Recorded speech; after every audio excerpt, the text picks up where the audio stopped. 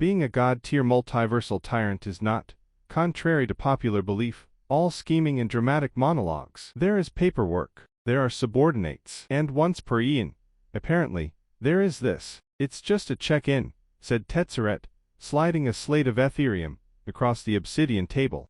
And I want to be clear, this was not my idea, a performance review. Nicol Bolas, Elder Dragon, God Pharaoh, the smartest being in the entire multiverse, slowly turned one enormous horned head toward his lieutenant. A performance review. The cabal of Liliana, Dovin, and Vraska put it together. Tetzeret would not make eye contact. Wise. They feel there should be metrics. Going forward, Bolas had eaten planeswalkers smaller than this conversation. He considered eating Tetzeret right now, decided that would prove their point about impulse control, and instead leaned back on his haunches with the patience of a mountain. Proceed. Vraska went first, naturally. Gorgon, assassin, zero patience for theatrics, which made her presence on Bolas' payroll deeply ironic. Section 1. Communication. She held up a scroll. In the last campaign, your instructions to your forces were, and I'm quoting, "You will know what to do when the sky bleeds." Evocative, Bolas said. Nobody knew what to do, Vraska said. The sky bled.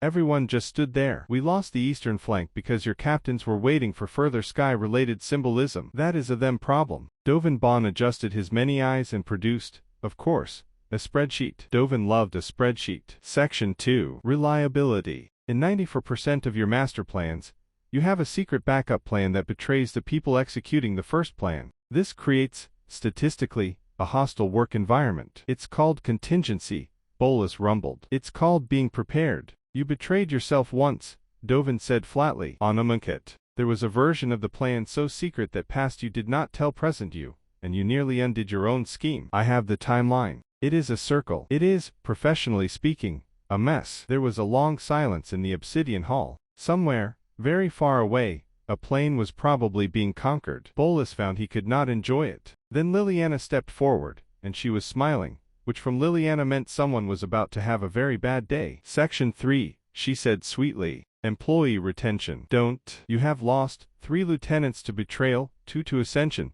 1 to wandered off and became a tree, and all of us. Eventually, because, and the data really is conclusive here, my lord, you betray everyone. Your retention rate is the worst in the recorded multiverse. Phyrexia has better retention. Phyrexia assimilates people against their will and they still stick around longer than your staff. Nicol Bolas opened his mouth to deliver a monologue that would shatter their tiny mortal confidence. A monologue about ambition, about the long game, about how their pathetic metrics were the bleeding of insects who would soon be. Before you do the speech, Liliana said, holding up one finger, we counted. You've given the lesser beings cannot comprehend speech 41 times. We have a tally. It's on the back of Dovin's spreadsheet. Bolas closed his mouth. For the first time in roughly 15,000 years, the smartest being in the multiverse had nothing prepared. What? He said finally, with the weary dignity of a dragon, who has just realized his entire staff has been keeping a tally. Do you want? Liliana's smile widened. Clearer instructions. A no betrayal clause,